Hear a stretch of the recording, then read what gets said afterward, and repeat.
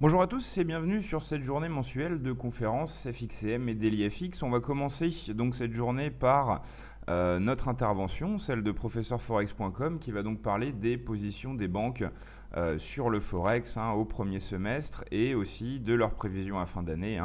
Et on va également parler des derniers conseils des banques. On va expliquer que c'est une partie de notre métier de rassembler et de diffuser les conseils que les grandes banques peuvent publier. Mais avant toute chose, je vais vous demander sur le chat de confirmer que le son et l'image sont OK. Et ensuite, on va pouvoir démarrer avec la présentation de ce webinaire, son sommaire, et ensuite on entrera dans le vif du sujet.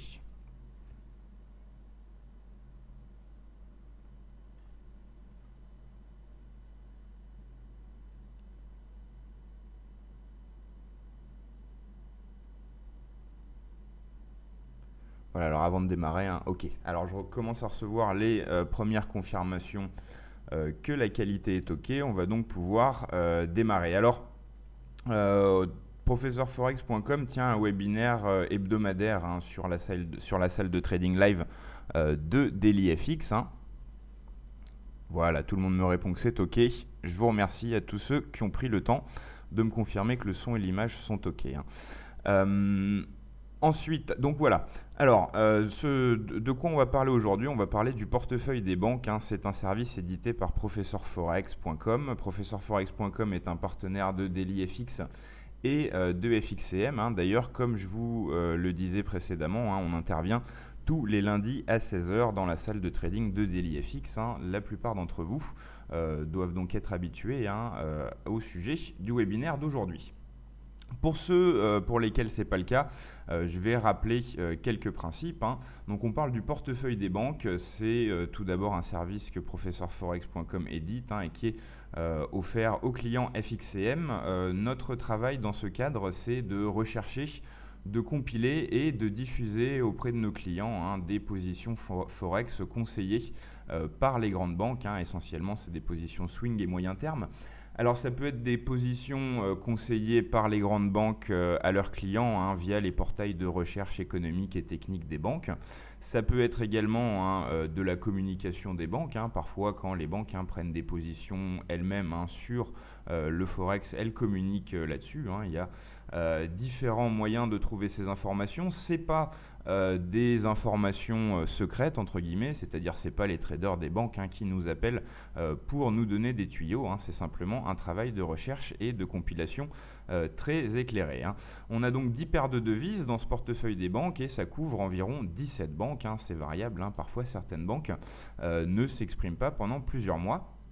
Et dans ce service que nous proposons, on a aussi un portefeuille réel qui est basé sur les conseils des banques et qui est géré par notre équipe. C'est-à-dire que ce qu'on conseille à nos clients, c'est d'opérer une sélection dans les conseils des banques parce que les conseils venant de plusieurs sources, 17 banques, on l'a vu, il est tout à fait possible qu'on ait au même moment deux conseils contraires dans le portefeuille. Par exemple, une banque qui conseille l'achat et une banque qui conseille la vente pour la même paire de devises sur le même horizon temporel. Donc dans ce cas, il faut forcément faire un choix et c'est donc ce qu'on invite nos clients à faire, notamment en diffusant des analyses détaillées des performances des banques. C'est ce qu'on va voir aussi au cours de ce webinaire, et cet exercice, notre équipe s'y prête donc avec un portefeuille réel qui est basé sur une sélection des conseils des banques et on va également parler de ce portefeuille réel dans l'intervention d'aujourd'hui.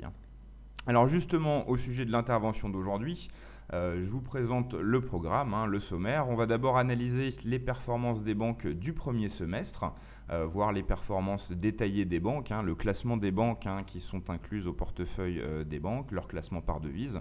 On va essayer de voir s'il n'y a pas certaines banques qui sont meilleures que d'autres sur certaines paires et au contraire plus mauvaises que d'autres sur d'autres. C'est justement ça qu'on conseille à nos utilisateurs de faire.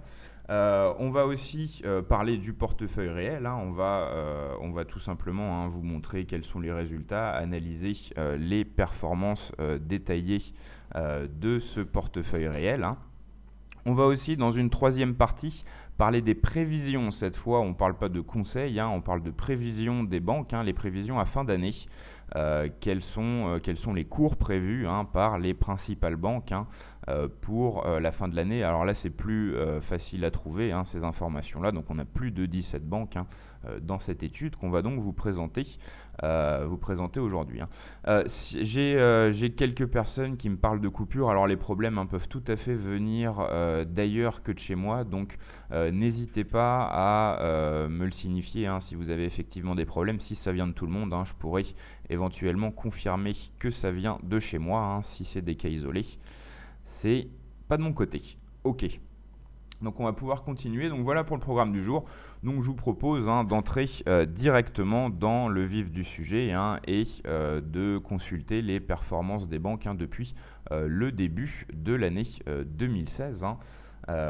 On va donc tout de suite commencer. Voilà, vous avez sous les yeux le classement des banques depuis début 2016. On voit que c'est la banque Morgan Stanley qui a affiché la performance la plus importante avec 1105 pips encaissés. Alors on me dit que le chat ne marche pas, mais moi je reçois vos messages, donc il n'y a pas de souci. Moi je reçois vos messages. Si vous avez des questions, vous pouvez les poser sur le chat. En temps voulu, je les répéterai et j'y répondrai. Donc n'hésitez pas à utiliser le chat, même si vous avez des soucis apparents de votre côté. Moi je reçois visiblement tout ce que vous y publiez. Donc voilà, je reviens à notre classement. On a donc sous les yeux le classement des banques depuis début 2016. Alors je rappelle que notre travail se base sur une petite fraction de ce que les banques font sur le Forex. On n'a bien sûr pas toutes les informations. On a beaucoup de positions, mais ce n'est pas représentatif de la totalité. Donc c'est plus à voir comme un réservoir de conseils qu'autre chose. Donc la banque la plus performante depuis le début de l'année, c'est Morgan Stanley avec 1105 pips encaissés. La deuxième, c'est Crédit Suisse avec 1092 pips encaissés. La troisième, Citi avec 741 pips encaissés, etc. Alors déjà, ce qu'on peut conclure de ça, c'est qu'on peut faire une première analyse. On peut se dire, bon ben voilà, il y a des banques qui gagnent des pips, il y a des banques qui perdent des pips. On va essayer de se concentrer sur les banques qui gagnent des pips. C'est déjà la première réflexion, peut-être un peu trop simpliste, mais qu'on peut se faire quand on analyse les performances des banques. Donc déjà, quand on utilise le portefeuille des banques, il faut déjà prendre conscience que alors on me fait des commentaires sur le chat. J'essaye de voir si je peux pas régler le problème de mon côté. Ok, non, écoutez, je suis désolé, mais de mon côté tout est ok, le chat est ouvert, le chat est bien en ligne et je reçois effectivement vos messages. Donc on va pouvoir continuer comme ça. Vous le voyez peut-être pas de votre côté, mais moi je reçois effectivement vos messages. Donc voilà pour ce classement général des banques depuis le début de l'année 2016. Tout ça pour vous montrer que déjà il y a peut-être une première sélection à opérer. On peut se dire il y a des banques tout simplement qui sont plus performantes que d'autres et il faut peut-être s'intéresser plus en détail à leurs conseils qu'aux banques qui perdent de l'argent évidemment. Alors c'est une réflexion un peu trop simpliste, d'autant plus que comme on le répète souvent en trading, les performances passées ne présagent pas des performances futures, mais c'est déjà un début d'analyse qu'on va pouvoir affiner avec différents classements. Donc justement là le deuxième classement, on voit sur les 3 derniers mois que on a toujours Morgan Stanley qui est dans le trio de tête, mais on a quand même un classement qui change pas mal. Donc déjà, voilà, on me dit son, image et chat 5 sur 5, ok parfait. Donc effectivement, il y a certains d'entre vous qui ont des problèmes de réception, mais visiblement c'est lié à votre côté. Alors, on va donc continuer. Donc là, je vous ai présenté précédemment le classement des banques depuis début 2016. Là, le classement des banques sur les 3 derniers mois. Bon voilà, ce qu'on peut voir, c'est que le classement change et qu'il y a certaines banques qui peuvent afficher des performances largement négatives.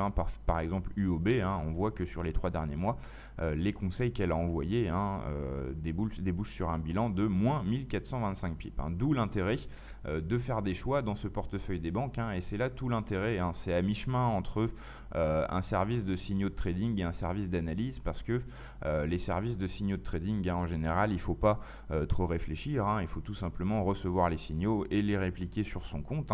Là, c'est différent, il y a un travail à faire de la part des utilisateurs, c'est un réservoir de conseils dans lequel il faut piocher intelligemment.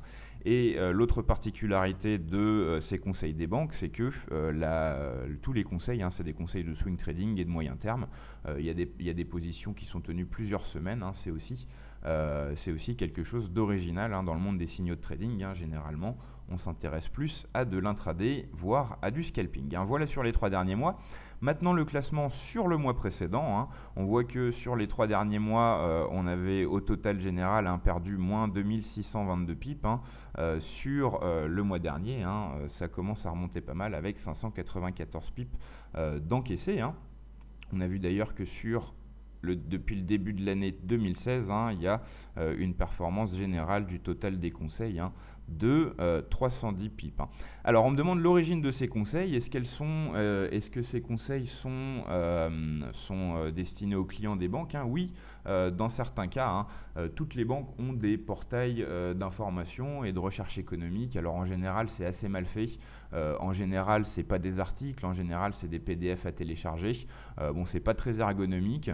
Il faut naviguer sur beaucoup de sites pour trouver tous ces conseils. Mais disons qu'on va dire que c'est des informations qui sont plutôt publiques. Il faut bien creuser pour les trouver, mais c'est des informations qui sont publiques. Et oui, donc à l'origine, c'est destiné aux clients de ces banques, alors qu'ils soient institutionnels ou particuliers. C'est en fonction des conseils. Nous, on met tout dans le même sac, que ce soit des positions prises par les banques ou des conseils envoyés à leurs clients. On met tout dans le même sac. L'idée, je le rappelle, c'est pas de savoir quand les banques vont agir pour profiter d'une éventuelle influence des banques. L'idée, c'est tout simplement d'avoir un réservoir de conseils de sources variées pour pouvoir générer soi-même des idées de trading.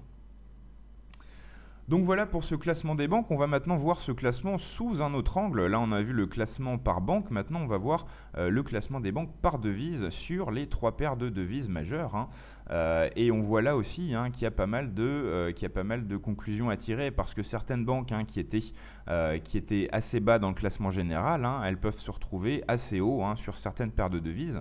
Et c'est ça le travail que nos utilisateurs font, c'est d'essayer en permanence d'analyser les performances des banques pour essayer en gros de voir quelle est la banque la plus performante en ce moment sur telle paire de devises. C'est souvent comme ça chez les traders. Pour ceux d'entre vous qui sont traders actifs, vous le savez, parfois à certaines périodes on arrive entre guillemets à bien comprendre une paire de devises et tout est facile, et à d'autres il n'y a rien qui marche. Et c'est pareil pour les banques. Derrière les conseils qu'elles donnent, il y a des analystes, et il y a des périodes où ça marche bien pour elles, pour certaines paires, et d'autres où ça marche moins bien. On a donc ce qu'on appelle le centre d'analyse des performances sur notre espace membre, pour que nos clients et nos utilisateurs puissent analyser eux-mêmes en détail ces performances et créer leur propre filtre de choix, entre guillemets, dans tous ces conseils qui sont diffusés dans le portefeuille des banques. Je rappelle également que si ça vous intéresse de regarder plus en détail ces performances, déjà, vous pouvez y avoir accès via l'offre d'essai de 7 jours qui est disponible sur notre site. Offre d'essai gratuite sans carte bleue, ça vous permet de naviguer comme un client pendant 7 jours sur le site. Bien sûr, les clients FXCM y ont accès gratuitement dans son intégralité à ce service. Donc voilà, vous pouvez déjà aller vous-même voir sur le site de quoi il retourne. Et aussi, ce webinaire est enregistré et sera disponible sur la chaîne YouTube de DailyFX. Donc vous pourrez tout à fait y revenir dès aujourd'hui et aller mettre pause sur la vidéo pour pouvoir prendre des notes et regarder de plus près ce qui vous intéresse. On va donc continuer. Voilà, donc c'est là le classement des banques pour les 3 paires de devises majeures sur le premier semestre 2016, avec le classement depuis début 2016 et le classement sur le mois précédent. On voit d'ailleurs que depuis début 2016, sur l'euro-dollar, il y avait une performance générale de plus 313 pips, tandis que sur le mois précédent, on a 680 pips de gagné. Ça, c'est caractéristique de ce qui se passe actuellement sur les marchés. On avait depuis le début de l'année un euro-dollar qui ne savait pas trop où il allait. Depuis le Brexit, ça a l'air un peu plus clair, et on le voit dans les performances des banques. C'est toujours plus facile de trader les marchés. Plus les marchés sont directionnels, plus c'est facile de les trader. Là, on a un marché ces dernières semaines légèrement plus directionnel sur l'euro-dollar. Ça se ressent donc dans les performances des banques qui affichent une performance supérieure sur le mois précédent que depuis le début de l'année. Voilà. Tout ça pour vous expliquer, comme je le résume ici, que les performances des conseils des banques, elles varient beaucoup en fonction des paires de devises, en fonction des banques. Toutes les banques, elles ne sont pas performantes sur toutes les paires. Et comme je voulais aussi préciser, le fait qu'il y ait plusieurs sources de conseils, plusieurs banques, ça ouvre la possibilité de positions contraires. En gros, il faut donc faire des choix, et c'est ce que notre équipe fait avec le portefeuille réel dont je vais vous parler maintenant. Je passe simplement quelques instants sur les questions et les commentaires. Alors, j'ai toujours des commentaires sur la qualité. Ils ne sont pas massifs, donc j'estime que ça doit être des cas isolés. On me dit que même avec des connexions de haut niveau, ça passe mal. C'est possible, mais ce n'est pas forcément votre connexion le problème, ni la mienne. Entre nous deux, il y a le service de diffusion en live de vidéos qu'on utilise. C'est peut-être aussi parfois que là, il y a certains... C'est parfois peut-être aussi là qu'il y a quelques aléas, en tout cas. Moi, de mon côté, la technique est OK et les commentaires, les critiques de qualité ne sont pas légion. On va donc pouvoir continuer. Excusez-moi. Donc, je vous ai parlé des performances, je vous ai parlé du fait qu'il y a beaucoup de conseils, il y a une certaine masse de conseils, et je vous ai parlé donc de la nécessité de faire des choix dans les conseils diffusés dans le portefeuille des banques. C'est donc ce que fait notre équipe avec le portefeuille réel PFX. Alors, qu'est-ce que c'est que le portefeuille réel PFX? C'est tout simplement notre équipe qui se prête à l'exercice auquel sont censés se prêter nos clients, c'est-à-dire sélectionner des conseils des banques au sein du portefeuille des banques en fonction des performances historiques et en fonction de l'analyse aussi. Quand une banque émet un conseil, on le pointe sur le graphique, le cours d'entrée, le stop, la limite, et on essaye de voir quelle est la réflexion derrière ce conseil de la banque et surtout si on est d'accord ou pas avec cette réflexion. Et donc nous, on fait ce travail. Et on passe les ordres sur un portefeuille réel dont je vais vous montrer les performances juste après, qui sera d'ailleurs possible de copier automatiquement prochainement. Donc voilà, depuis le début de l'année, ce portefeuille affiche une performance de plus 163%. Alors bien sûr, les performances sont authentifiées par un service externe que tout le monde connaît, qui s'appelle MyFXBook. Également, depuis notre site, vous retrouverez facilement le lien vers la page MyFXBook pour aller vous-même consulter, mais ces copies d'écran ont été prises ce matin, donc c'est tout à fait juste. Donc là voilà, une performance de 163% depuis le début de l'année. Ça, c'est pas forcément représentatif. Ce qui est plus représentatif, c'est les détails. Donc depuis le début de l'année, c'est 55 trades qui ont été passés. Donc on voit bien que c'est un rythme de swing trading avec une durée moyenne des trades de 3 jours.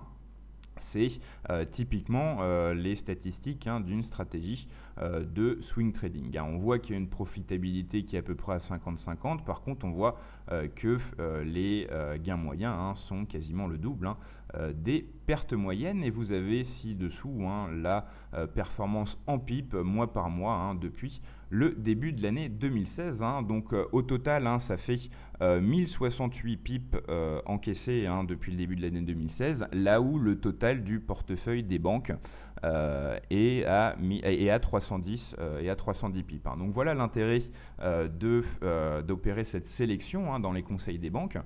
Certes, en suivant tous les conseils des banques depuis le début de l'année, on aurait gagné de l'argent, 310 pips, mais en opérant une sélection un peu plus éclairée, on peut arriver à des résultats beaucoup plus intéressants, comme ce qu'a fait notre équipe avec cette sélection qui débouche sur une performance de 1068 pips. Voilà. C'était simplement un exemple de ce qu'on fait et c'était aussi pour vous présenter ce service, ce nouveau service qui est intégré à PFX Premium. Donc tous les clients FXCM qui ont accès au portefeuille des banques ont également accès à ce portefeuille réel et peuvent en suivre les positions. Donc c'était aussi pour vous présenter ce portefeuille qui est rendu public depuis quelques jours, mais qui tourne depuis le début de l'année. Donc voilà pour ce portefeuille que vous pouvez suivre sur notre espace membre et qui donc se base sur typiquement ce qu'on conseille de faire à notre client, c'est-à-dire choisir de façon éclairée des conseils dans le portefeuille des banques. Voilà. Alors, oui, on me dit qu'effectivement, c'est rassurant de voir les performances et l'expérience de notre équipe quand on voit les performances des banques. Mais aussi, notre objectif, ce qu'il faut savoir, c'est que dans le portefeuille des banques, on a d'abord l'objectif de donner le plus de conseils possible. C'est un réservoir de conseils, c'est-à-dire quand on trouve un conseil donné par une banque, on ne cherche pas à savoir si c'est un bon conseil ou un mauvais conseil. On le diffuse parce que l'objectif premier du portefeuille des banques, c'est de fournir un réservoir de conseils swing trading et moyen terme en provenance des banques, le plus fourni possible. Donc bien sûr, derrière, c'est entre guillemets un peu normal que notre équipe affiche des performances supérieures parce qu'on fait une sélection drastique dans les conseils qu'on suit.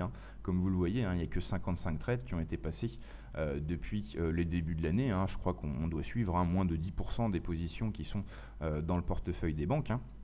Donc effectivement, il y a cet intérêt. Le premier intérêt du portefeuille des banques, c'est un réservoir d'idées de trading, mais c'est vrai que là, ça prend une dimension tout autre avec l'expérience et les compétences de notre équipe qui se mettent par-dessus ce portefeuille des banques pour en tirer des choses encore plus profitables.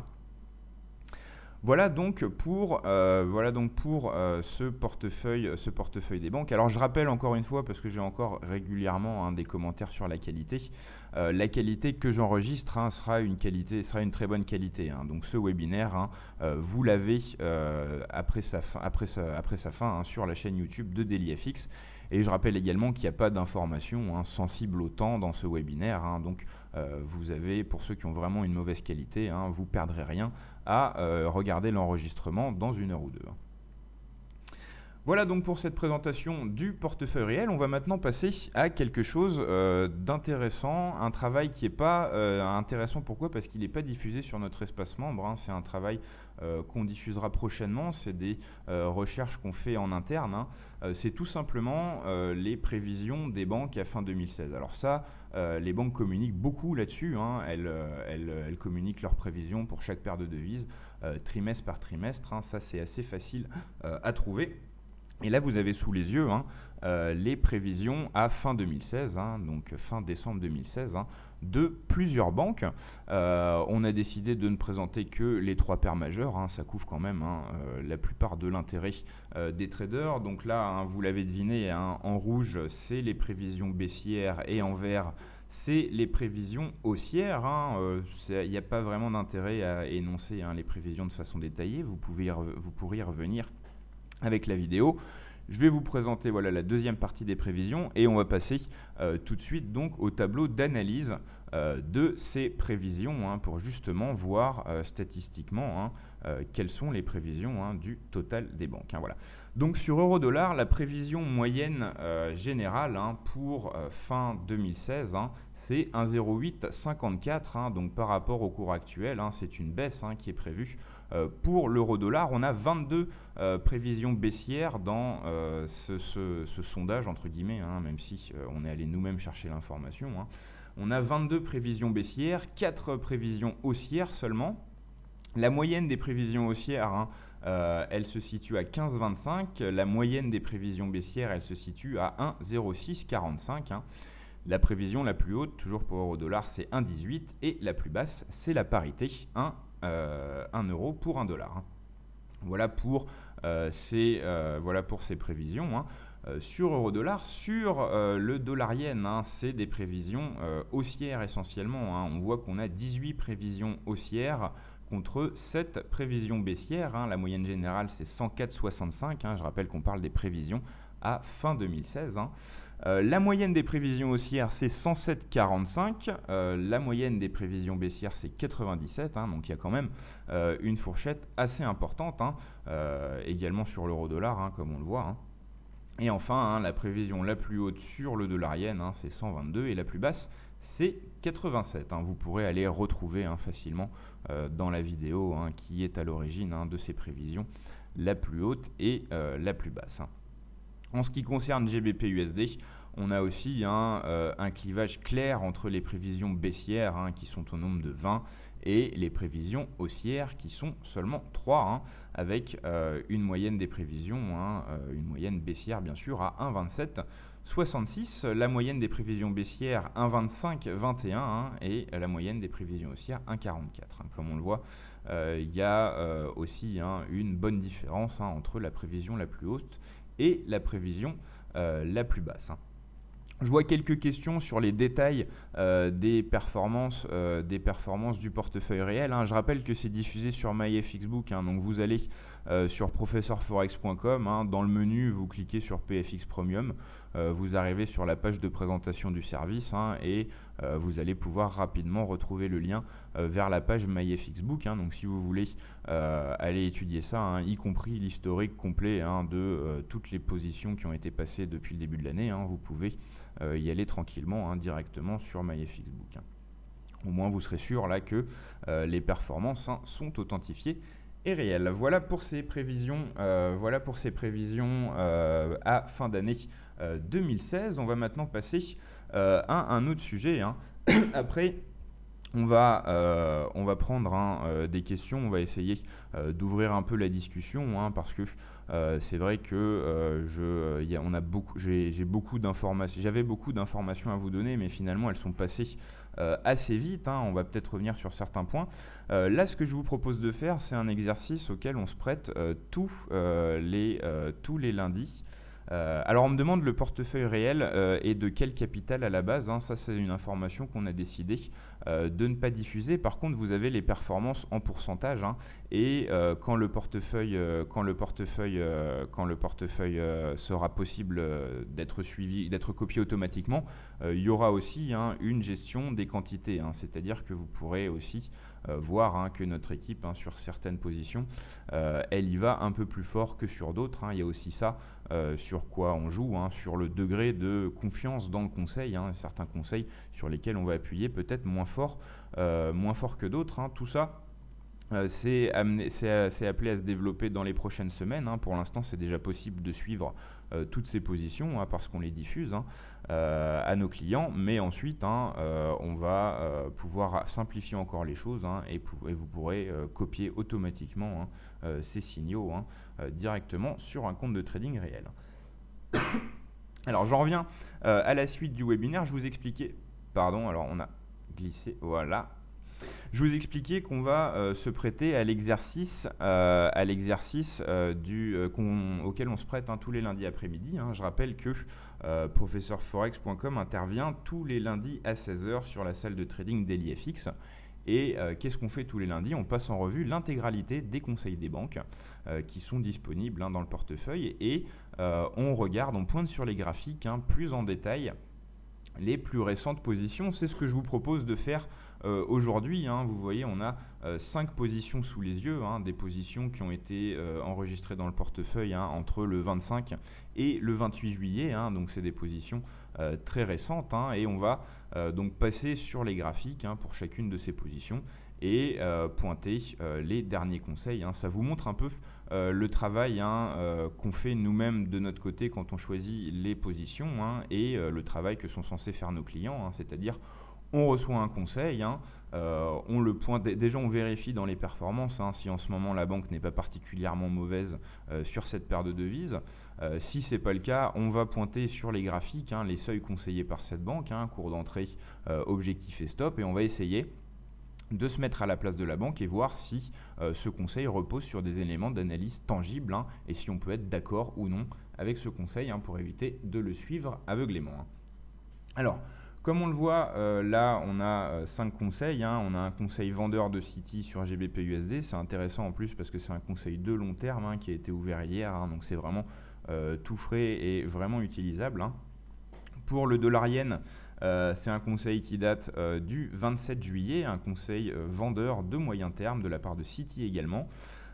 Pour le dollar contre le franc suisse, c'est une position de Crédit Suisse qu'on va étudier, qui a été une position acheteuse, qui a été enregistrée hier dans le portefeuille. Pour AUD/USD, c'est un tout petit peu plus ancien. La dernière position qu'on a en portefeuille date du 25 juillet.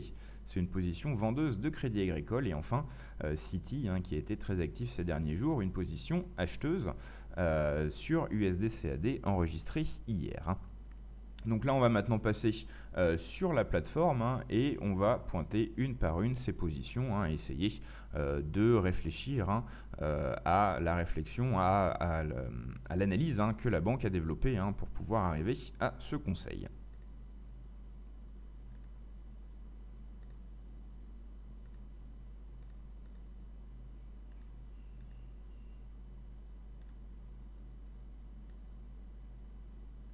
Voilà.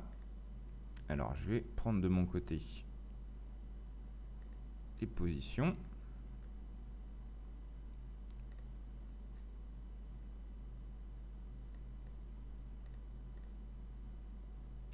Voilà. Alors, simplement, pour vous prévenir, là, j'ai d'un côté les positions pour que je puisse les pointer sur les graphiques et de l'autre côté les graphiques. Donc, si vous avez des commentaires dans les prochaines minutes, je les verrai pas tout de suite. Je vais d'abord pointer une première position et j'irai voir s'il y a des questions. Donc là, on est devant un graphique horaire de GBP/USD. Le conseil est émis par Citi. Un cours d'entrée à 1,3186 et un ordre de vente. On va donc pointer le cours d'entrée de 1,3186.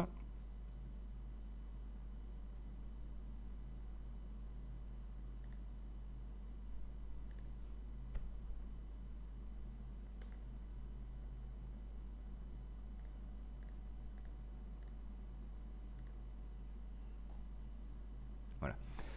Ça va être plus lisible. Cours d'entrée de 1,3186, objectif 1,20. Alors une position de long terme, donc excusez-moi, on va passer de données horaires à données journalières. Ça sera très certainement plus simple pour pointer la position. Donc on avait dit objectif 1,20.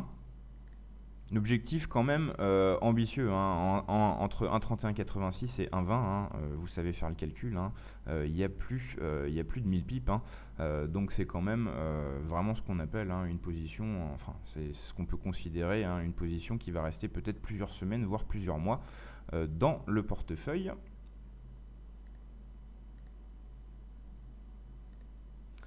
Donc voilà l'objectif 1,20. Je le pointe, c'est toujours plus clair quand on a les seuils pointés graphiquement. Le stop est à 1,36.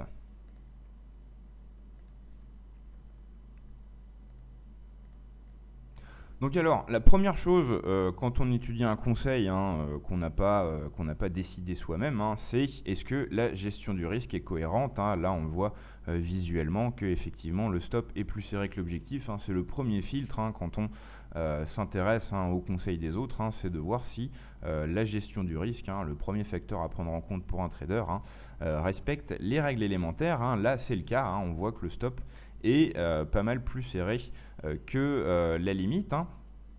On voit concernant l'objectif des 1,20 que c'est un objectif qui n'a pas été touché depuis plusieurs années. Là, je crois même pas qu'on remonte assez loin pour voir la dernière fois qu'on a touché les 1,20. Donc voilà, un conseil vraiment de long terme et avec plusieurs pauses qui sont possibles dans le cadre de cette baisse. Je vous rappelle que là, on est sur un graphique journalier. Chaque bougie représente une journée, donc il y a vraiment beaucoup de temps qui peut se passer avant qu'on arrive à atteindre l'objectif des 1,20. Comme vous le voyez, on avait passé avant la chute liée au Brexit, on avait passé quand même depuis le début de l'année 2016 dans un canal assez horizontal sur GBP/USD. Donc c'est possible qu'on ait une phase de plusieurs mois encore comme ça autour des 1,30 avant qu'on marque une nouvelle vague de baisse. Donc c'est ce que je voulais souligner, hein, c'est que dans le portefeuille des banques, hein, il y a vraiment des positions qui sont vouées à être tenues plusieurs semaines. Hein. C'est une des originalités de ce service de conseil. C'est assez difficile généralement de trouver des conseils sur de tels horizons de temps. Hein. C'est facile de trouver des gens qui donnent leur avis en day trading ou en scalping. Par contre, à moyen terme et en swing trading, c'est assez plus rare. C'est pour ça aussi que ce service est intéressant et peut être utile même à ceux qui ont de l'expérience, parce que c'est toujours utile de voir une masse de conseils qui viennent des autres, surtout quand on a des périodes où les banques sont très actives. Parfois on a 5-6 positions ouvertes sur la même paire de devises.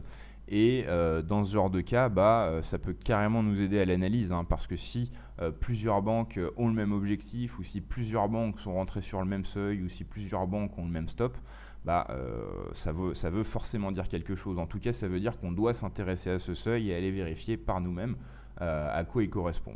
Donc ça peut être aussi une béquille à l'analyse, ce réservoir de conseils. Voilà donc pour ce conseil de long terme GBP/USD émis par Citi, cours d'entrée 1,3186, une position très récente. Là on peut estimer qu'effectivement on va avoir pas mal d'obstacles sur notre chemin. On pense notamment au seuil très psychologique des 1,30 et au seuil très psychologique également des 1,25. Autour de ces seuils, on devrait faire des pauses avant de pouvoir dans quelques semaines voire quelques mois espérer toucher les 1,20. Voilà donc, ça vous donne un bon exemple du genre de position de long terme qui peut être proposé dans le portefeuille des banques. La deuxième position qu'on avait à passer en revue, alors je vais quand même voir s'il n'y a pas de questions, vu que j'ai pas le panneau de questions sous les yeux. Ok, non, pour l'instant, pas de questions. On va donc passer à la deuxième position. La deuxième position que je voulais mettre en lumière avec vous concernait le dollar-yen. Voilà. Le dollar-yen, donc on va pas le prendre. Alors, on va voir l'objectif. Alors, le cours d'entrée c'est 105,66 et l'objectif c'est 100. Ok, ouais, donc le graphique en données horaires sera peut-être plus adapté. On va se mettre en H4. On coupera la poire en deux. Donc, le cours d'entrée 105,66. Donc une position qui a déjà pas mal entamé son potentiel de baisse, en tout cas qui a déjà démarré, qui a déjà commencé à être gagnante. Je rappelle que ça a été enregistré le 27 juillet, il y a 2 jours, dans le portefeuille des banques. Voilà. Donc prise de position sur les 105,66, on voit que c'est une position vendeuse, je vous le rappelle, tout se passe bien depuis, vu qu'on est actuellement sur les 103,50 environ. Toutefois, l'objectif de la banque est plus important, vu qu'elle vise le seuil psychologique des 100 points.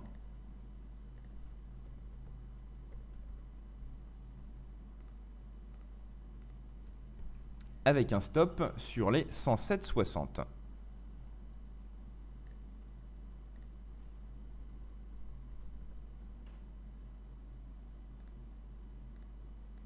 Voilà.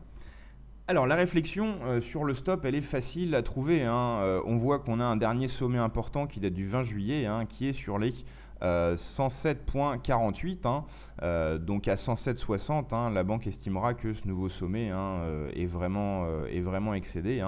Et dans ces cas-là, choisira de couper sa position. Ça, choisir juste au-dessus du dernier sommet pour couper une position vendeuse.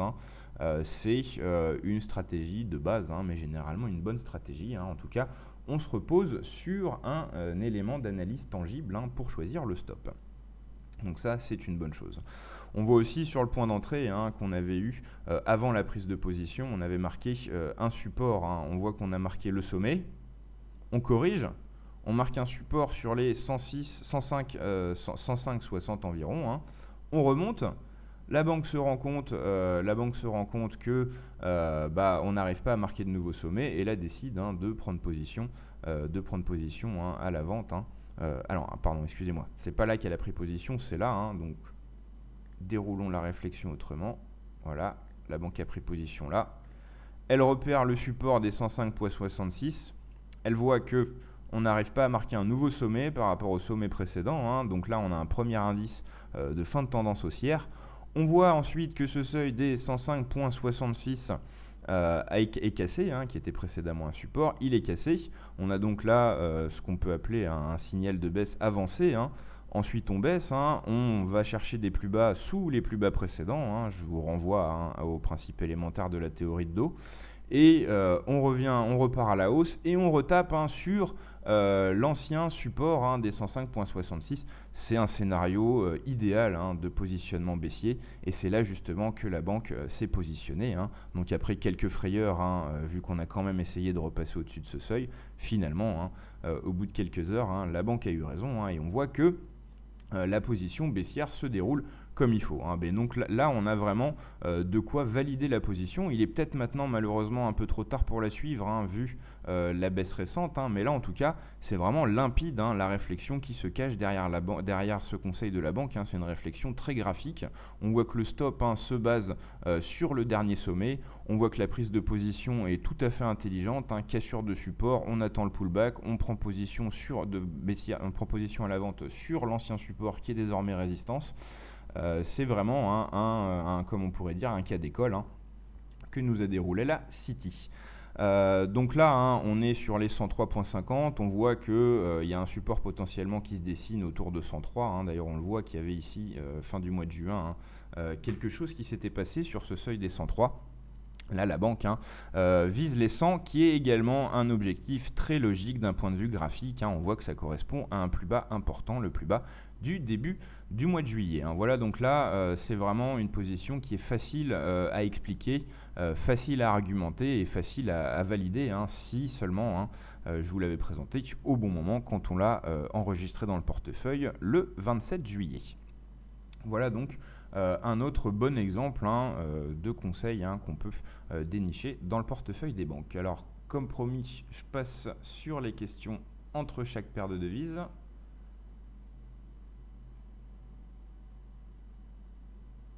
Alors, on me demande si les stops et les limites sont parfois modifiés. Oui, tout à fait.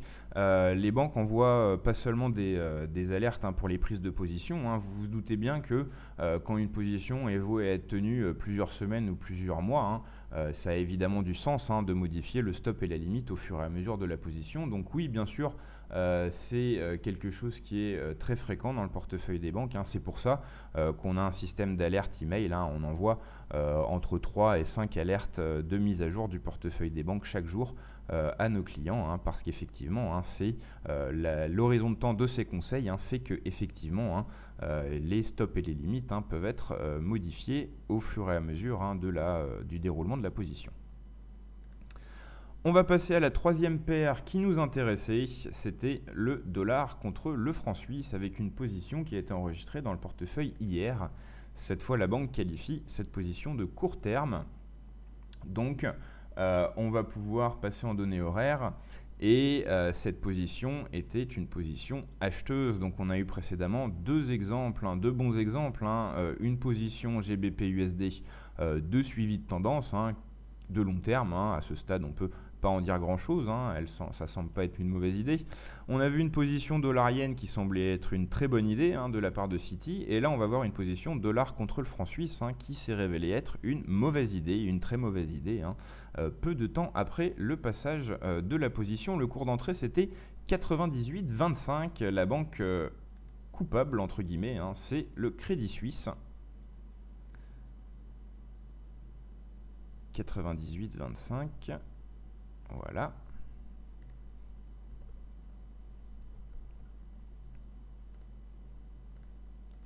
L'objectif visé par la banque, c'est 99,50.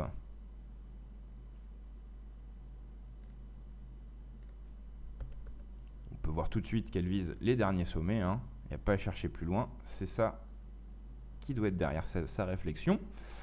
Ensuite, le stop est à 97,64.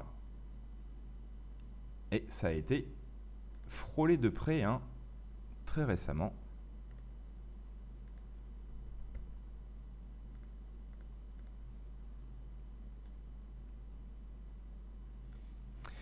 Voilà. Donc là, effectivement, hein, mauvaise position. On pouvait effectivement défendre la banque, hein, en disant que le cours d'entrée sur les 98,25 avait du sens quand même. On voit bien qu'autour de ce seuil des 98,25, on avait eu une période de consolidation qui valide l'importance de ce seuil. Bon, on pouvait aussi se dire, à charge cette fois, que là on avait quand même un support assez crédible sur les 98,40 et que sa cassure donnait déjà un premier signal baissier. Donc pourquoi prendre position sur les 98,25? C'était discutable. Je vous fais cette précision parce que c'est une réflexion qu'on aurait pu avoir au moment où le conseil a été donné. C'est-à-dire que là, je vous présente une position qui est perdante, mais si vous faites le travail, c'est-à-dire que quand vous recevez le conseil, si vous le pointez sur le graphique, vous pouvez tout à fait avoir la réflexion que je viens de faire et se dire « Ah bah tiens, c'est quand même bizarre de prendre position acheteuse après la cassure d'un support qui s'est révélé important pendant plusieurs jours, donc je vais me méfier de cette position. » Et je ne vais pas la suivre. Donc c'est aussi pour vous montrer que c'est assez facile aussi de filtrer ce qui peut ressembler à des mauvaises idées. Et comme on le voit là, le stop a été frôlé de près. On a marqué cette nuit un plus bas sur les 97,70 à 6 pips du stop. Donc là, la banque est un peu être chanceuse et ça peut repartir à la hausse, elle peut arriver à bien s'en sortir. Je pense que si ça repart un peu à la hausse, elle mettra d'ailleurs à jour son objectif pour essayer de sortir vers l'équilibre et non sur les 99,50. Mais en tout cas, à ce stade, ça ressemblait à une mauvaise idée. Voilà pour cette position de court terme de Crédit Suisse. Alors je rappelle aussi, je souligne aussi que c'est une position de court terme. Moi je pense que personnellement que c'est moins grave quand une banque se trompe à court terme que quand une banque se trompe à moyen long terme. C'est aussi ça qu'il faut souligner à décharge. Petit tour sur les questions et je continue avec AUD-USD. Toujours pas de nouvelles questions, donc on va passer à AUD-USD.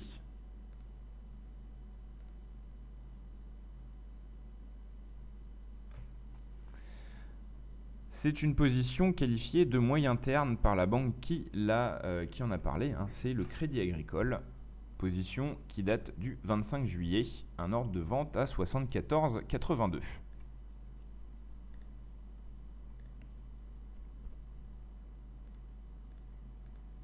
Alors comme ça date du 25 juillet, je vais aussi pointer le jour pour qu'on voit quand la banque a pris position. On est passé sur le seuil 2 fois. Le 25 juillet, donc c'était soit là, soit là. Il faudrait que j'aille voir nos archives pour voir exactement à quel moment la position a été prise, mais en gros, elle était prise là. Donc, une position vendeuse sur AUD-USD qui se révèle pour l'instant perdante. On va voir où est le stop. Le stop est à 76,40.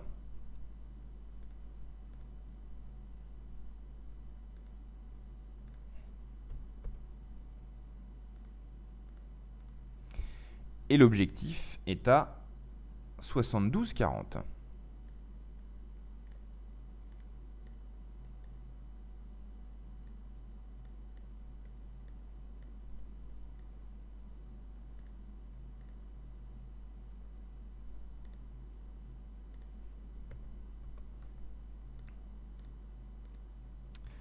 Bon, alors là, sur la gestion du risque, on est toujours correct, mais on voit que ça commence à être un peu plus cavalier. On a un ratio de risque qui devient quand même un peu dangereux, avec un stop à 76,40 et un objectif à 72,40.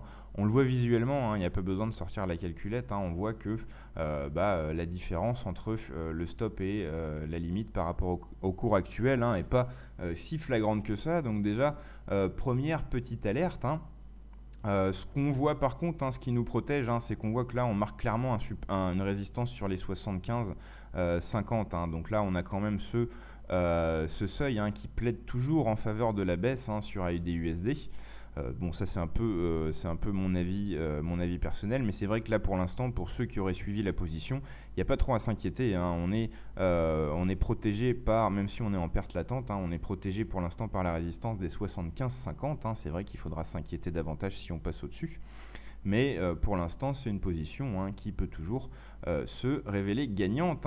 En ce qui concerne le stop, si on veut le justifier d'un point de vue graphique, on voit que ça correspond à peu près au dernier sommet. Mais bon, c'est vrai que si on aurait voulu baser ce seuil vraiment sur les derniers sommets, on l'aurait mis juste au-dessus, et là la gestion du risque aurait commencé à être vraiment mauvaise. En ce qui concerne l'objectif, il correspond pas non plus de façon flagrante à un seuil important. Bon, là on voit bien qu'il y a dans cette zone autour des 72-40 quelques points de contact, mais c'est pas aussi flagrant que dans certaines positions auxquelles on a affaire dans le portefeuille des banques. Donc là, voilà, c'est typiquement le type de position où on se dit, où on peut arriver à trouver quelques critiques. Ça peut être, on peut décider de la mettre entre guillemets en attente. Je rappelle que c'est une position de moyen terme, donc on n'est pas vraiment obligé de la suivre au moment où la banque le décide. C'est des objectifs qui se comptent en centaines de pips, donc c'est pas très grave si on attend nos propres confirmations et qu'on rentre quelques dizaines de pips après ou avant la banque.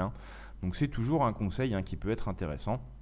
Mais là c'est vrai qu'il est de façon d'un point de vue graphique plus difficilement justifiable, et surtout qu'il s'affiche pour l'instant en perte latente. Voilà pour AUD-USD, une position qui nous venait du Crédit Agricole. La dernière position récente que je voulais mettre en lumière avec vous concernait USD-CAD.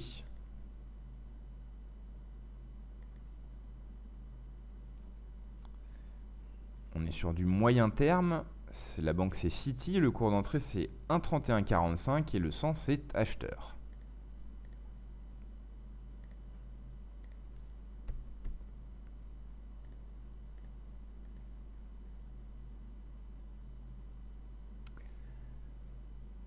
L'objectif est à 1,3450.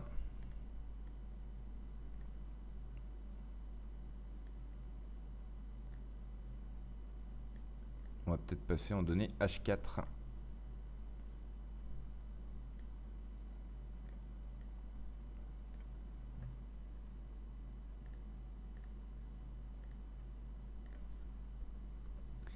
Voilà. L'objectif et le stop 1,3025.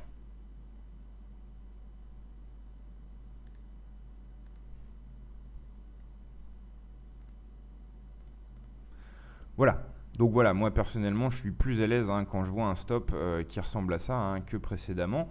Donc là déjà le filtre entre guillemets de la gestion du risque est validé. C'est une position qui a été enregistrée hier, je le rappelle, position acheteuse sur USD-CAD. Et là pour l'instant on est donc en léger gain, une vingtaine de pips.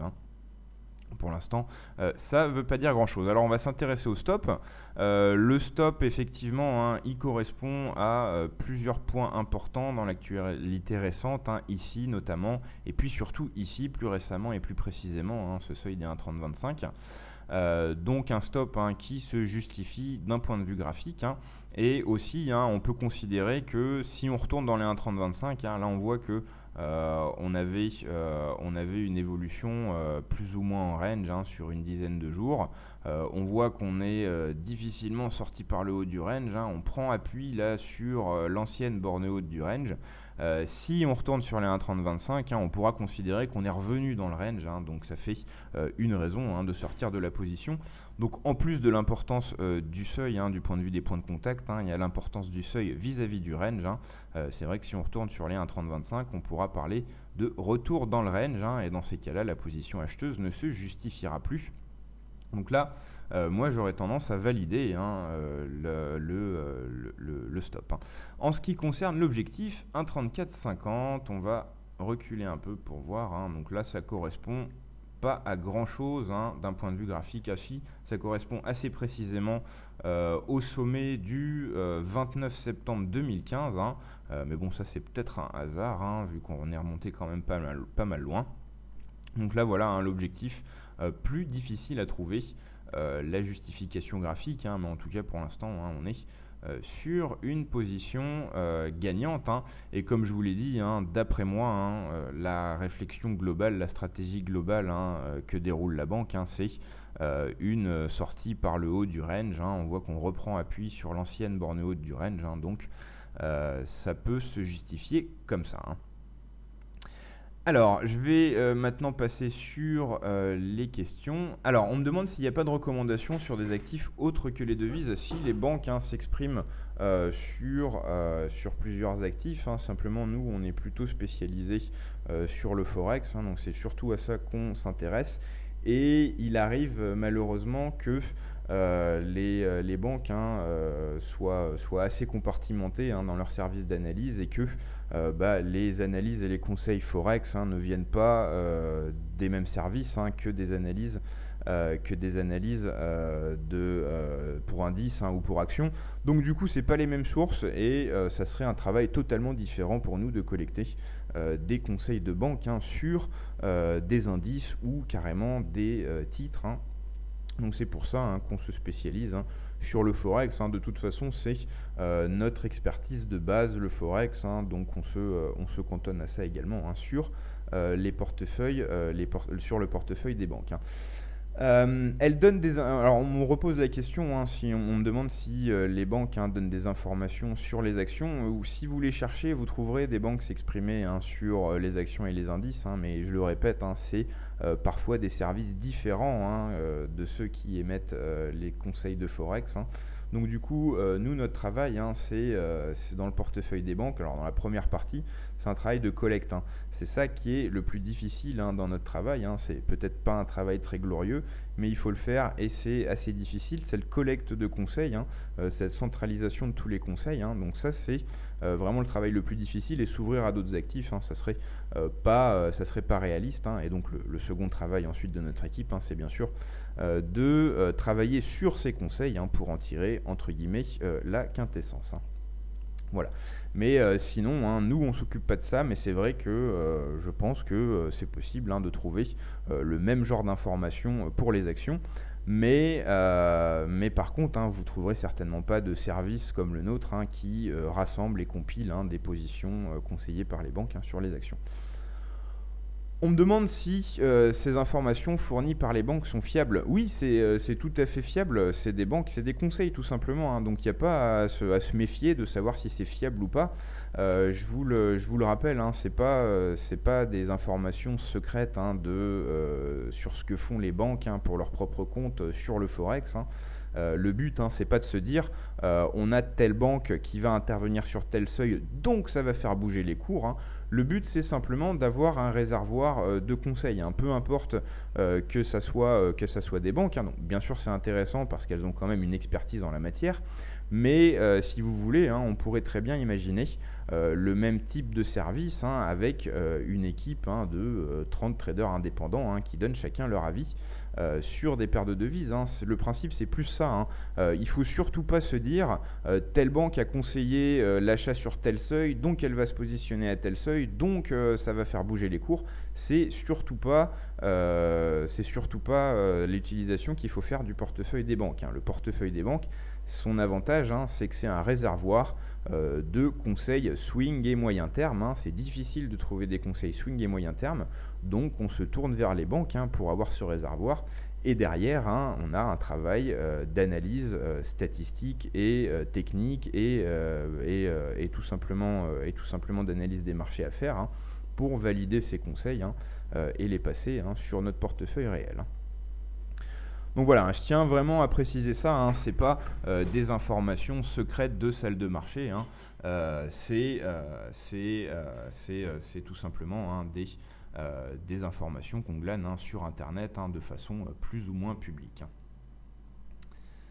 Voilà, alors je passe sur les questions. Quel est l'intérêt pour les banques de publier leur prise de position?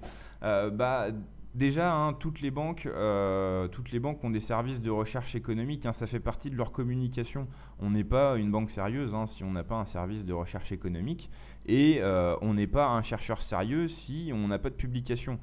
Donc forcément, pour être crédible vis-à-vis de leur expertise des marchés, les banques sont obligées de publier de la recherche économique et technique et de montrer quelle est sa réflexion sur les marchés. Donc premièrement, c'est un objectif, je pense, de communication. Ça fait partie de la communication des banques d'essayer de démontrer leur expertise des marchés en diffusant de la recherche économique. C'est à mon avis ça l'intérêt principal.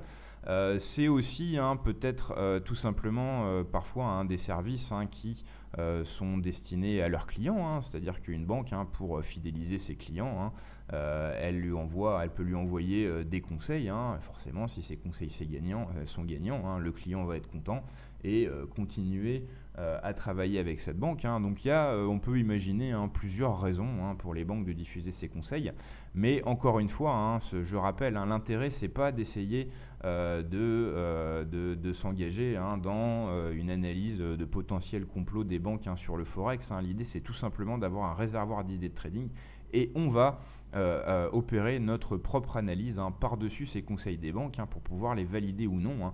Donc c'est simplement un point de départ, ces conseils. On ne conseille pas de suivre aveuglément les conseils des banques parce qu'ils proviennent des banques. C'est pas du tout ça la philosophie du service.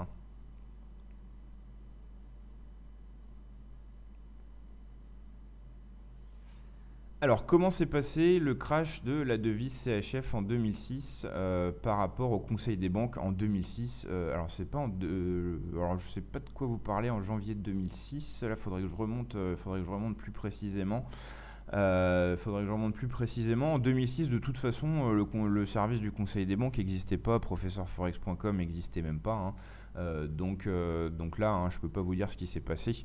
Par contre, ce qui s'est passé quand il y a eu l'abandon du plancher Euro CHF, il y a eu voilà, c'est ça que vous me parliez, l'abandon du plancher. Je pense que vous me parlez de l'abandon du plancher Euro CHF. Il n'y a pas eu de catastrophe sur les performances des banques dans le portefeuille des banques et vous pouvez encore une fois aller le vérifier sur notre espace membre. Je rappelle qu'on est très transparent sur les performances des banques. De toute façon, on n'a pas à les défendre ou en avoir honte. Ces conseils ne viennent pas de nous, ils viennent des banques. Nous, notre travail, c'est de les collecter et de les diffuser et justement d'essayer d'améliorer les choses en faisant une sélection intelligente de ces conseils.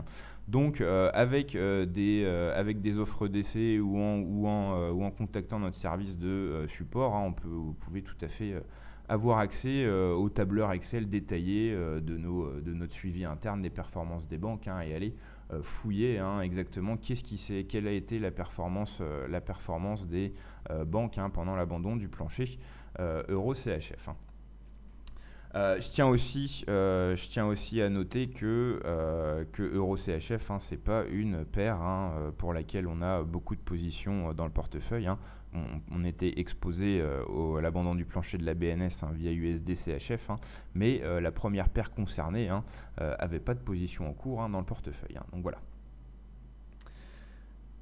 Alors, on en arrive à à un peu plus d'une heure, 1h30 m'était alloué. Est-ce qu'il y a un point sur lequel vous souhaiteriez revenir sur ce webinaire? Alors, je passe bien sûr les questions d'où proviennent ces banques, d'où proviennent ces conseils, est-ce que c'est fiable, etc. J'ai expliqué que justement, faut partir du principe que c'est pas fiable. Il faut utiliser ses propres compétences d'analyste et de trader pour pouvoir trier, faire un tri dans ces conseils et tout simplement arriver à tirer des performances intéressantes, bien que les performances brutes soient déjà intéressantes.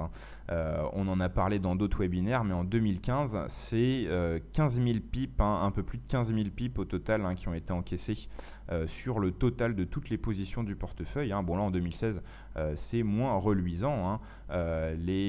C'est moins reluisant. La performance totale depuis le début de l'année, c'est 310 pips, mais c'est tout à fait possible que ça remonte d'ici la fin de l'année, comme on l'a vu l'année dernière. Je vous le rappelle, 15 000 pips d'encaissés sur le début de l'année pour le total des conseils. Donc c'est aussi tout simplement l'historique de notre compilation de conseils parle d'elle-même. On peut se méfier des conseils des banques, mais nous on s'est contenté de compiler, diffuser et suivre la performance des conseils des banques en 2015. on a débouché sur une performance de 15 000 pips. Donc forcément, il y a quelque chose à tirer de ça, quelle que soit la raison pour laquelle ces banques donnent des conseils. En trading comme dans tout business, la principale mesure de la réussite, c'est la bottom line, c'est combien on a gagné. Donc peu importe que ces conseils proviennent des banques, peu importe la raison d'émission de ces conseils, peu importe ce qui se cache derrière, si on arrive à se débrouiller pour en tirer des gains, moi j'ai envie de dire qu'il n'y a pas de raison de ne pas voir ça comme une bonne chose. Alors, on me demande de donner des exemples récents, soit aujourd'hui, soit hier. Pour aujourd'hui, là, il faudrait que c'est encore assez tôt le matin, donc je ne sais pas si le portefeuille a été mis à jour. Par contre, pour hier, je vous en ai présenté des positions. Alors, la GBP USD que je vous ai présentée, elle a été enregistrée hier. La USD CHF, elle a été enregistrée hier. Et la USD CAD, elle a été enregistrée hier également. Donc 3 des positions sur les 5 qu'on a étudiées ensemble ont été enregistrées hier. Donc vous en avez déjà des récentes. Et encore une fois, je rappelle que déjà ce service est accessible gratuitement aux clients FXCM, mais justement pour que les gens qui sont intéressés par ce service puissent analyser les performances de façon détaillée à tête reposée, on a une offre d'essai de 7 jours qui vous permet sans aucun engagement d'aller naviguer pendant 7 jours sur le site comme un client et donc d'avoir accès à l'historique détaillé des performances.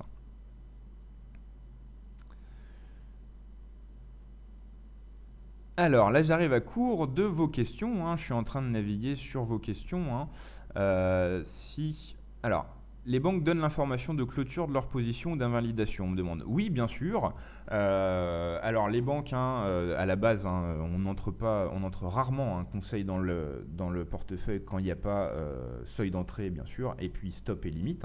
Donc déjà, de toute façon, si une position est passée, on a déjà des cours de clôture potentiels avec le stop et la limite.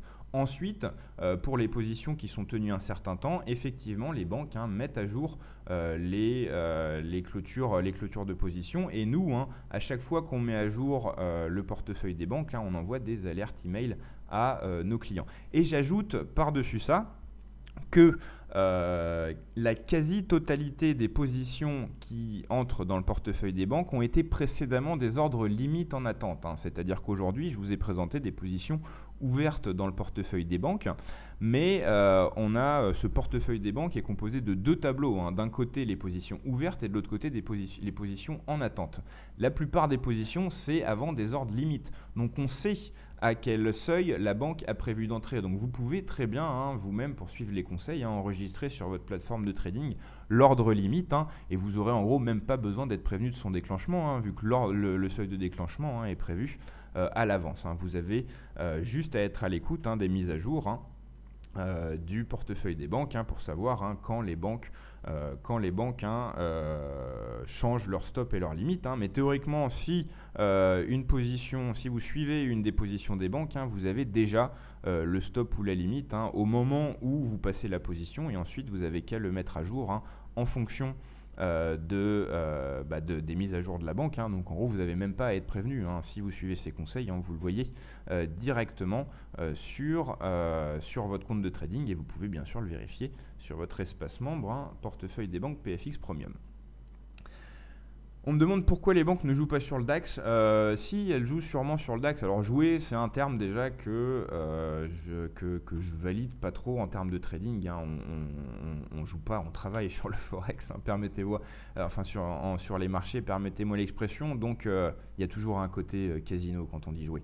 Donc oui, elles interviennent sur le DAX, elles fournissent des conseils sur le DAX, mais j'expliquais précédemment que nous, on a choisi de se concentrer sur le Forex. Notre site s'appelle professeurforex.com.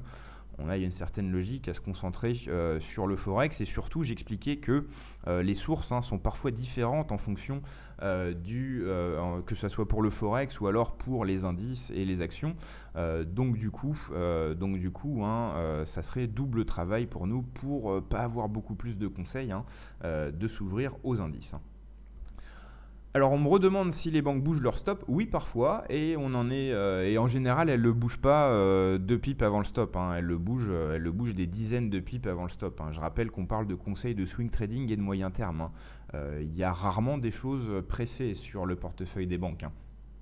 Donc elles bougent parfois leur stop, hein, mais vous avez largement le temps d'être prévenu, d'avoir une alerte à ce propos, hein, et donc de pouvoir agir en fonction. On me demande si c'est des positions de couverture ou de spéculation. J'ai envie de répondre spéculation parce que c'est des conseils, hein. La plupart, c'est des conseils donnés à leurs clients, hein. La plupart de ces positions, c'est des conseils diffusés par les banques, les résultats de leur recherche économique et technique et de leurs prévisions, hein. Donc c'est plutôt, hein, des positions, hein, qu'on peut considérer comme spéculatives.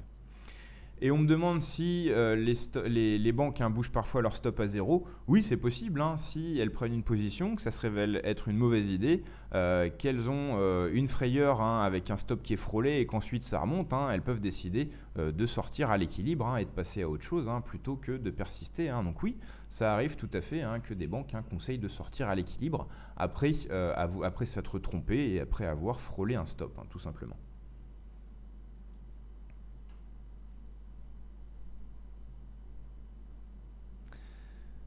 Alors, je rappelle, hein, que je suis encore disponible, hein, pour vos questions. Je vais repasser sur les diapositives, hein. Vous avez le même graphique sous les yeux depuis un moment.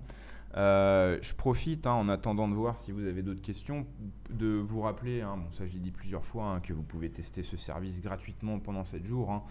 Au moins ça vous permet de voir de quoi ça a l'air, hein, d'accéder à l'espace membre privé, hein, de naviguer dessus, hein, de voir ce que nos clients et les clients FXCM qui en bénéficient gratuitement, hein, ont sous les yeux. Je rappelle également que si ces positions des banques vous intéressent, hein, vous pouvez nous retrouver tous les lundis à 16 h sur la salle de trading live de DailyFX, hein. Ce qu'on fait, c'est que tout simplement on passe en revue l'intégralité du portefeuille, position en cours et position en attente, et on pointe, hein, sur les graphiques, hein, les positions les plus récentes.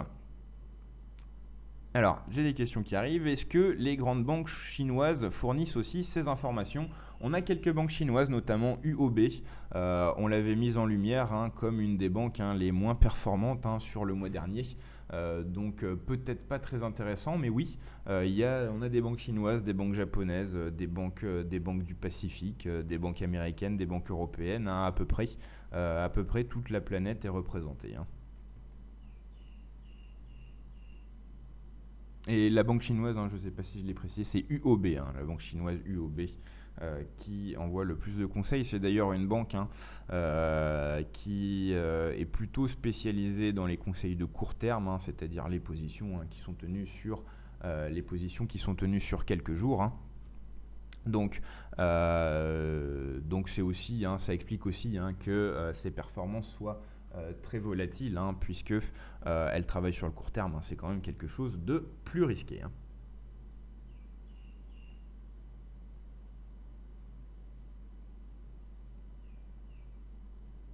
J'en profite aussi, hein, comme vous le voyez à l'écran, hein, pour vous préciser que notre partenariat avec FXCM, hein, vous permet non seulement de bénéficier d'un abonnement d'un an au portefeuille des banques, mais aussi, hein, d'obtenir, hein, notre formation Université du Forex, qui reçoit vraiment beaucoup de commentaires positifs, hein. Alors c'est pas une formation où on apprend des techniques miracles, hein. C'est une formation qui est très pédagogique. Le but, hein, c'est vraiment d'avoir des bases indiscutables, hein, en termes de trading forex, et d'en savoir assez, mais juste assez, hein, pour démarrer son activité de trading, hein, et commencer à acquérir de l'expérience, hein. C'est vraiment quelque chose sur lequel on a beaucoup travaillé, et j'insiste, hein, sur le fait que c'est pas le contenu de la formation, hein, qui est sa particularité. Sa particularité, c'est vraiment sa pédagogie, hein. C'est pas du tout un catalogue de techniques de trading, hein. C'est vraiment une méthode pédagogique complète, hein, qui part, hein, du vocabulaire de base, hein, jusqu'à la construction et le suivi de méthodes de trading. On arrive à faire ça en 12 heures de vidéo, et c'est offert, hein, également aux clients FXCM. Rien à voir avec les positions des banques, hein, mais c'est toujours intéressant de le savoir. Ah oui, alors on me dit, est-ce qu'on a des banques russes sur le rouble? Non, le rouble, on ne le suit pas et effectivement, hein, on n'a pas de banque russe hein, dans le portefeuille des banques. Il faudrait qu'on s'y intéresse. Hein. C'est vrai que les banques russes, hein, elles publient, elles ont aussi hein, des services de recherche, mais peut-être qu'on va se confronter au problème de l'alphabet cyrillique parfois. Hein. On va voir hein, comment ça se passe. Alors, on me demande hein, comment ça se passe quand on est client FXCM. Hein. Tout se passe directement auprès de votre conseiller FXCM. Hein. Donc, si vous souhaitez bénéficier de nos services hein, en tant que client FXCM, hein, c'est votre conseiller FXCM qu'il faut contacter. Hein. Les demandes nous parviennent hein, directement de FXCM. Hein. Évidemment, nous, on n'a pas accès aux fichiers de FXCM et on ne peut pas vérifier que vous soyez client ou non. Hein. Donc, c'est effectivement par votre conseiller FXCM que tout doit passer.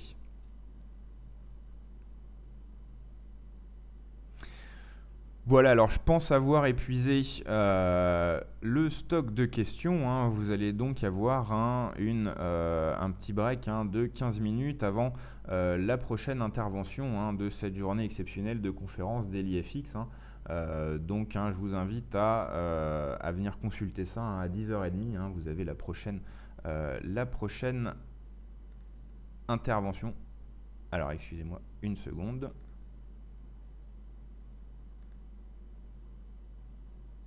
Voilà. Alors la prochaine intervention de cette journée de conférence DailyFX, hein, ça va être un débat hein, sur les perspectives des marchés boursiers pour la fin de l'année. Hein. Ça va démarrer donc à 10h30 hein, d'ici 15 minutes. Hein. Je vais donc bientôt vous quitter. Hein. Dernière chance si vous avez encore des questions. Hein. Je vais rouvrir le panneau de questions de mon côté. Voilà, bon, on me remercie et puis on me dit que c'était intéressant, hein, donc j'en suis très heureux. Hein. Je rappelle que vous pouvez avoir le même genre de webinaire hein, tous les lundis à 16h sur la salle de trading de DailyFX. Hein. Donc ne loupez pas ce prochain. Alors, est-ce qu'il faut être client FXCM pour avoir accès à nos services? Il faut être client FXCM pour avoir accès à nos services gratuitement. C'est-à-dire que les clients FXCM hein, ont accès à nos services gratuitement. Hein. Si vous n'êtes pas client FXCM, c'est des services qui sont tarifés. Voilà, donc je vais vous souhaiter une très bonne journée hein, dans cette journée de conférence en direct hein, FXCM et DailyFX. Je vous rappelle, un prochain rendez-vous 10h30, hein, un débat hein, sur les perspectives des marchés boursiers pour la fin de l'année. Hein. Ça va intéresser quelques-uns, hein, vu que vous m'avez posé des questions sur d'éventuels conseils sur indices. Hein. C'est justement de ça qu'on va parler hein, dans la prochaine intervention de ces journées de conférence. Encore une fois, bonne journée à tous, bonne semaine et rendez-vous lundi à 16h hein, si vous voulez entendre parler des positions des banques sur le Forex.